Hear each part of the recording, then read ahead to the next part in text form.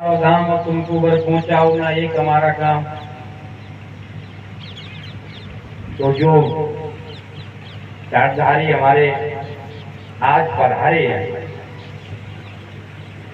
मैं उनसे इस गोष्ठी में ये अपेक्षा करूंगा, संगत के आदेश से मैं आपसे विनती करता हूं कि इस विषय पर आप अपने विचार रखें कि हम एक साथ कैसे चलें।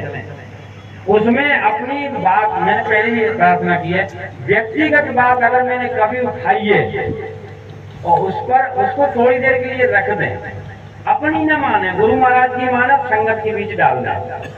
आप बिल्कुल उस बात को हटा करके फ्री होकर के बात करें कि हम एक साथ कैसे चलें।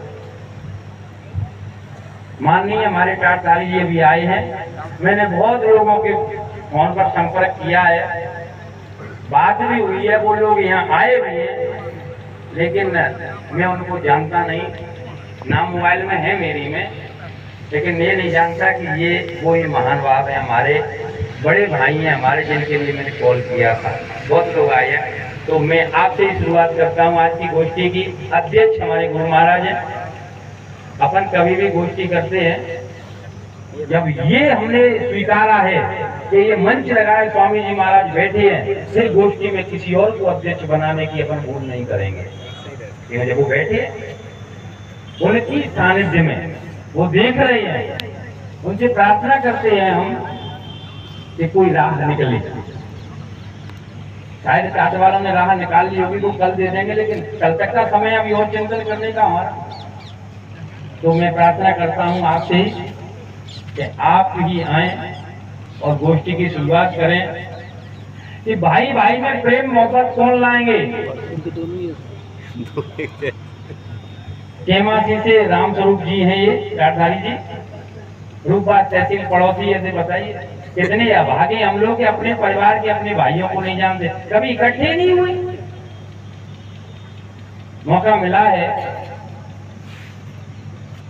और अगर गया गुरु महाराज की हम अपने पात्र को बनाकर लेते रहे तो ऐसे मिलना मिलाना होता रहेगा। जय गुरुदेव, जय गुरुदेव।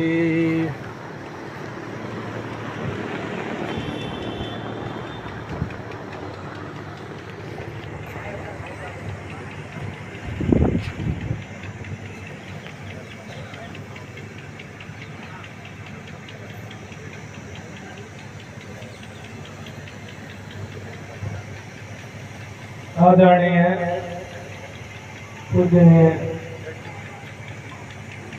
हमारे गुरु महाराज, जिनको हम कोट को 8 बार प्रणाम करते हैं। आदरणीय हमारी सभी संगत जो विभिन्न जिलों से पधारे हैं, मैं उनका हार्दिक अभिनंदन करता हूँ। इस देरी के लिए मैं क्षमा याचना भी करता हूँ।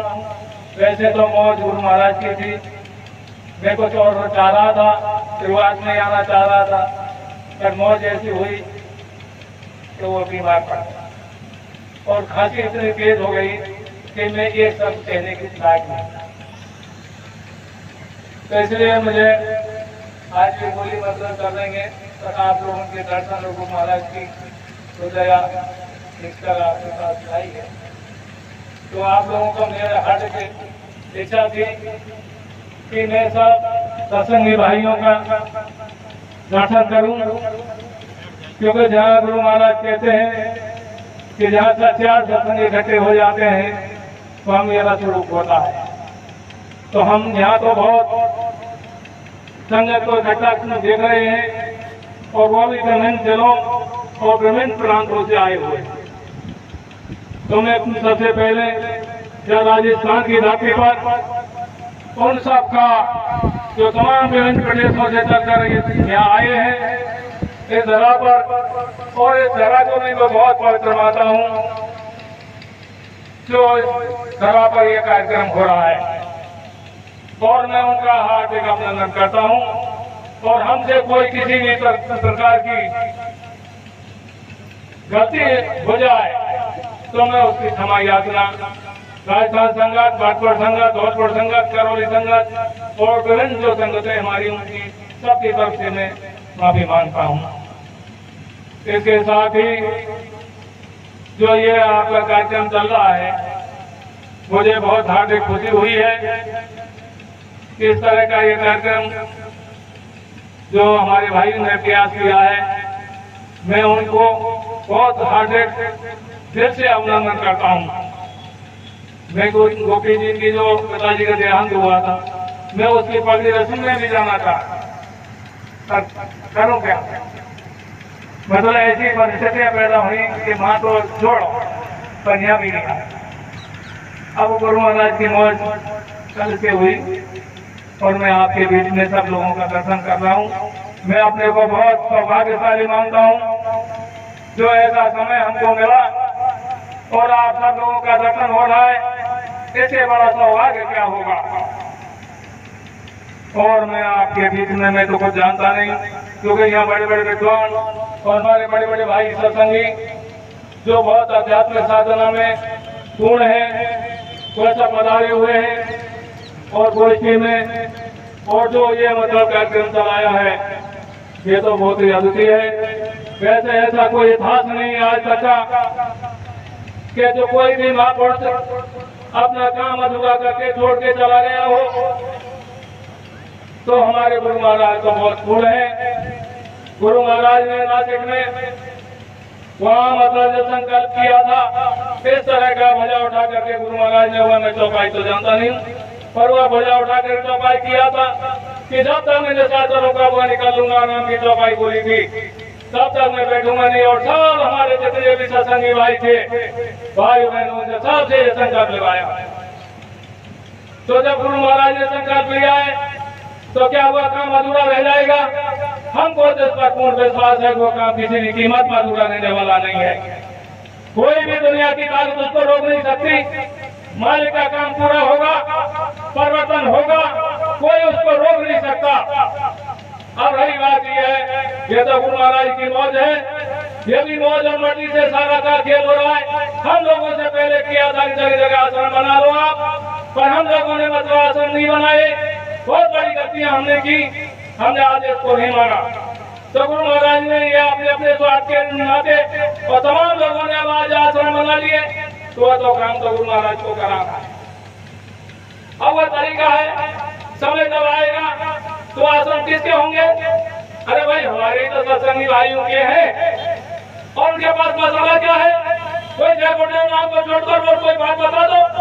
किसी ने कोई नाम अलग से लगाया हो और वह उस नाम से मतलब अपना काम कर रहा हो, अरे वह तो गुरु महाराज के नाम से सब काम हो। किसी के पास कोई दूसरा मसाला नहीं, सब लोग उसी प्रचार में लगे हुए हैं। सिर्फ बात एक ही है कि कोई कहता चले गए, कोई कहता नहीं।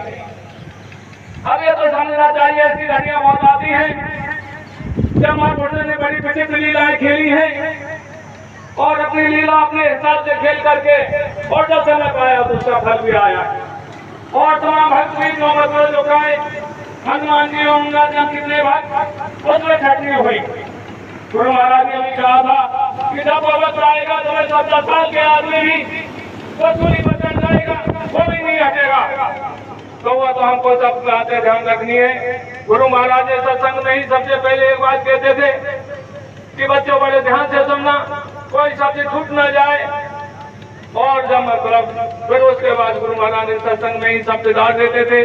तो गुरु महाराज ने कहा कि जब मैं लीला रचूं तो फंस मत जाना, और कोई कहे तो पहचान लेना, मना मत कर देना। और फिर लास्ट में कहा गुरु महाराज ने कि तुम्हारी तो क्या चलाई, मुझको भी बड़े प्रमाण देने पड़ेंगे। तो आज गुरु महाराज को भी सेवक करने में खुद गुरु महाराज को भी प्रमाण देने पड़ेंगे कि ये वही गुरु महाराज है। हम लोग तो सब प्रयास कर ही रहे हैं और वो तो वक्त और समय आ जाएगा और गुरु महाराज की मौज मर्जी से सब काम हो रहा है। और जो भी विचार आपके होंगे मैं भी सुनूंगा। मेरा जो गुरु महाराज सारा करेंगे, मुझको मैं उस समय भी आपके बीच में थोड़ा सा सलाह आपसे करूंगा। और मैं तो ज़्यादा बोलना नहीं चाहता, क्योंकि बीमार आदमी हूँ। और इसी के साथ मतलब परंतु एक बात ध्यान में रखना, गुरु महाराज ने सत्संग में सारी बातें कह दी, कभी कोई बात छिपा के नहीं रखी। गुरु महाराज ने साफ साफ कहा था कि जब लोगों का धन संपत्ति और जमीन जायदाद की ओर चला जाता है तो महात्मा धन संपत्ति जमीन जायदाद के बंदे नहीं होते हैं, वह जहाँ बैठ जाएंगे वहाँ आश्रम बन जाएगा। और फिर गुरु महाराज ने कहा था कि वैसे भी अब आश्रम छोटा पड़ने लगा है, मैं पूरे देश के बच्चों को बुलाऊं तो यहाँ आ नहीं सकते, तो आखिरकार वो आश्रम बनना है। गुरु महाराज ने यह भी कहा, आश्रम का भी इशारा दिया कि कोई प्राचीन धार्मिक नदी नहीं होगी, गंगा जमुना जैसी नदी नहीं होगी, छोटी नदी होगी, निर्मल जल होगा, समतल मैदान होगा, छोटे छोटे वृक्ष होंगे, छोटे झाड़ियां होंगी और बड़े बड़े वृक्ष होंगे।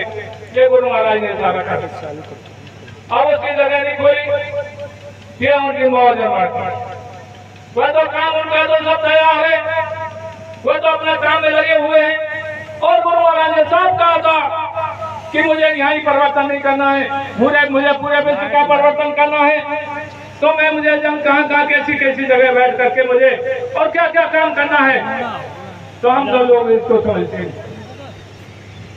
तो मैं तो मतलब ज्यादा बोलना नहीं चाहता, क्योंकि आप सब लोग विद्वान हैं और मैं तो आपके सामने कुछ नहीं हूँ। मैं तो आपसे यही प्रार्थना कर रहा हूँ तो गुरु महाराज पर पूर्ण विश्वास रखें और भजन साधना में निरंतर अपना समय ज्यादा से ज्यादा दें, जैसे मालिक की मौज और मर्जी हो, उस मौज और मर्जी के साथ ही जैसे समय करवट लेगा वह सब सामने आ जाएगा। गुरु महाराज भी आएंगे, लोग आंधी की तरह से दौड़ेंगे, ऐसा नहीं आंधी की तरह से लोग गुरु महाराज की तरफ दौड़ेंगे और लोग ये कहेंगे कि ये इन लोगों ने क्या कर दिया, और लोग इस बात का आश्चर्य मानेंगे कि ये तो लोग ये कहते थे कि उसका जुर्म चुका है, गुरु महाराज का दाह संस्कार कर दिया, ये कहां से आ गए। ये सब हमारे सामने हो जाएगा। कोई इसमें धोखे धड़े की बात नहीं कही कभी भी। गुरु महाराज जो कहे थे तो उसी रात हमको सब इशारा करके गए। तो जो दर्श उन्होंने बताया पहला, वह दर्श हमारे सब सामने आ गया, तो जो आगे का दर्श वह क्यों नहीं सामने आएगा, ये तो निश्चित बात। तो सिर्फ गुरु महाराज के ऊपर विश्वास रखो और आप सब लोग विचार और विमर्श करो और मेहनत और मशक्कत जो आप कर रहे हैं तो उन लोगों के पास भी हमें जाना पड़ेगा, चाहे वह तरह का वो अपने दिमाग में लेकर के बैठ जाए कि हम तिवारी के हैं या हम पंकज के हैं या हम भलन सिंह के हैं या ढेकी सिंह के हैं, ये कुछ भी लेकर के बैठ जाओ। और हमें सबको सत्संगी मानना है, वो हमारे भाई हैं और हमें उनको सबको साथ में लाना है। हम उनकी भी गोष्ठियों में जाएं, ये नफरत पैदा नहीं करेंगे, हम मतलब उनकी गोष्ठियों में नहीं जाएं, उनकी गोष्ठियों में जाएं, उनको समझावे बुझावे हर तरह से और धीरे धीरे उनको भी साथ लाएं। तो गुरु महाराज ने तो 1984 में यहाँ तक इशारा किया था कि जितने भी धर्म प्रेमी है और मतलब जो आचार्य धर्माचार्य और जो केंद्रों में संत और महात्मा बैठे हैं उनको भी इशारा किया था गुरु महाराज ने, क्या निकल करके बाहर आ जाओ और इनके अन्न और जल खाते हैं, इनके लिए कुछ इनके बारे में सोचो। उसके बाद ही तमाम संस्थाएं उठ खड़ी हुई। गुरु महाराज ने यह भी कहा था कि जब लोग ये चारों ओर से मतलब बैठ जाएंगे, पहला नंबर तो यह है कि जो धार्मिक संस्था है जो राज आश्रय से चल रहे हैं या किसी तरह की गड़बड़ी है वे तो इस्लामी खत्म हो जाएंगी और जो ऐसी संस्था है वह इस तरह की परिस्थितियां बन जाएंगी उनके सामने कि वह लोग सब व्यवस्था करके उन्हें एक मंच पर आना पड़ेगा। चाहे कोई भी संस्था हो उनको सबको धार्मिक लोगों को और जो सब धर्मावलंबी जो धर्म को मानते हैं, जो किसी सिद्धांत को मानते हैं, जो अपने में धर्म को धारण करते हैं, उनको सबको साथ आना पड़ेगा। और जब सब साथ आ जाएंगे, गुरु महाराज ने कहा था कि मेरी जो इच्छा है कि परिवर्तन हो, जब सब लोगों की अंतर से आत्मा से और यह लग जाएगी हमारी तुम्हारी सबकी कि हे मालिक अब तुम आ जाओ, प्रकट हो जाओ, तो उन्हें क्या देर लगती है। आधी रात में जब मतलब गोस्वामी जी के गुरु आ सकते हैं तो क्या हमारे गुरु कमजोर है, क्या वो हमारे सब व्यापक नहीं है, वे कौन सी चीज पैदा नहीं हो सकती है, वह आप जो अंदर से लगाएंगे तो आपके बीच में वैसे तो हर वक्त चले कोई दूर की देर नहीं। जब हम जय गुरुदेव बोलते हैं, गुरु महाराज से मैंने एक बार कोई प्रश्न किया तो गुरु महाराज ने कहा कि बच्चों तुम ये समझते हो कि आवाज नहीं सुनता हूँ, मैंने तुम्हारी बात सुनी नहीं। जबकि गुरु महाराज ने हमको ढंग भी नहीं जाने दिया उस बात में कहने में। और गुरु महाराज कह रहे हैं कि अरे बच्चों तुमने कह तो दिया और तुम ये समझते हो कि हमको समझते नहीं कि हम सुनते नहीं। जब आप घर से आवाज लगाते हो तो मैं उस वक्त नहीं सुनता हूँ आपकी, मैं चेती तक की भी आवाज को सुनता हूँ। जो महापुरुष तरह की बातें जिनकी खुले आम है उनको कौन मतलब जो काबू वो तो सब जब हमारे अंतर से लगेगी तो कोई घबराने की जरूरत नहीं है। बिल्कुल संगत को हम सब लोग पूरी जोर और शोर के साथ खड़े हो जाए, न किसी से कोई डरने की बात है। इसमें कतई घबराने की बात नहीं है कि कोई ये सोचे कि गुरु महाराज नहीं आएंगे, गुरु महाराज आएंगे। पर वक्त तो समय की सामने बात देखी, बात तो समय की राम ने भी बात देखी, बात तो समय की कृष्ण भगवान ने भी बात देखी। किस महापुरुष ने बात नहीं देखी है? वह तो वक्त और समय। अब ये तो हमें भी मतलब देखनी पड़ेगी, अपने काम में लगे रहे और उस मालिक से बार बार हम मतलब रो करके उससे प्रार्थना करें और तड़प पैदा करें। जब अंदर में तड़प पैदा होगी तो वह मालिक में वह तो समय है। हमसे ज्यादा उनको चिंता है हमारी। आप ये मत समझो कि उनको चिंता नहीं है, हमसे ज्यादा उनको हमारी चिंता है। और जो तमाम मतलब पृथ्वी पर जो उस पर हम भागे कहिए यदा यदा धर्म श्रीलानी को बार बार जब जब धर्म की हानि होगी तब तब मैं आऊंगा और साधु नाम रक्षण बना। तो कोई साधु किसी मतलब मातृभूषा का नाम नहीं है। वह तो जिसके अंदर जो नियम पर ईमान पर टिका हुआ है, जो सत्यता पर टिका हुआ है, वो देश में रहते हुए साधु है। उसके अंदर से आत्मा लग रही है, जो राज में उसकी चलती नहीं, समाज में उसकी चलती नहीं। 4 वोट को जब 4 वोट से वो गिर जाता है तो उसकी डोर अंदर से उस मालिक से लगती है। जब अंदर का करंट उस मालिक पर पहुंचेगा तो मालिक को क्या दिया? तो वह तो मतलब जो का है अपने आप ही जो का है जब हो जाएगा, जब हमारी सबके अंदर से लगेगी तो परिवर्तन हो जाएगा। वह तो हमारी इच्छा जब गुरु महाराज की इच्छा में मिल जाएगी तो देर नहीं लगेगी। चुटकी बदलते बदलते बदलते बदलते आप देखना कि सब लोग दांतों तले उंगली दबाएंगे। ये क्या होगा? ये तो चोरी का चमत्कार होगा। अब मैं ज्यादा ना कह करके और मैं इसी के साथ ही और मैं अपनी वाणी को विराम देता हूँ। और जो मुझसे गलती में या किसी तरह से कोई शब्द ऐसे निकल गए हैं तो मैं उनकी पूरी संगत से माफी मांगता हूं। और इसी के साथ पर्चा दो आपको, दोबारा पर्चा दो, आपको पर्चा दे दो नहीं।